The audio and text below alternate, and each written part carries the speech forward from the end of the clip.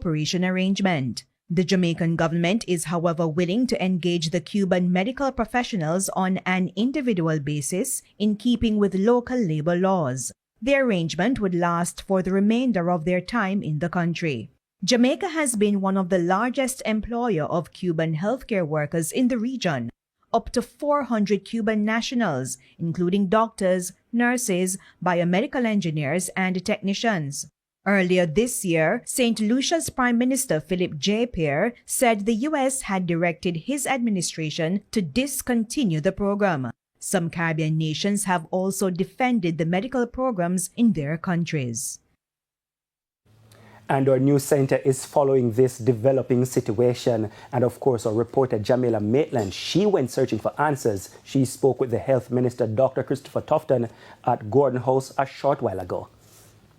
We're not wishing to discontinue our relationship with the Cuban workers, just to be clear. We would like to have them. They work well. The relationship has been long and strong and beneficial to Jamaica.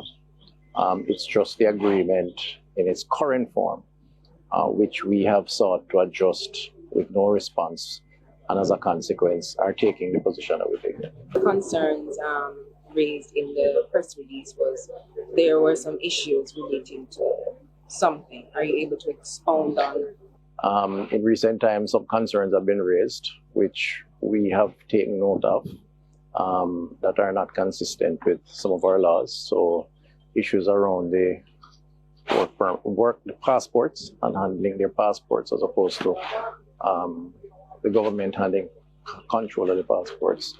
And then, of course, the methods of payment. To what extent was there any pressure from Washington to ensure that these contracts are in line with what they think is international standards? So you can't really ignore the geopolitical issues within their hemisphere and certainly within the global context. So I would not say that those may not have been considerations, but I would also say that when you look at the agreement, the historical agreement, and look at how they juxtapose against the laws of the country, there are obvious issues that needed to be regularized. So, is the Jamaican government willing to go back to the table if the Cuban government says enough? We are able to accept these terms, some of the sticking points as it relates to payment, as you said, and maybe the passport or some other. So we see how that turns out. I don't want to be hypothetical. I don't think it's a good thing so to do. I just can't speak right now to the current situation and the facts as they are.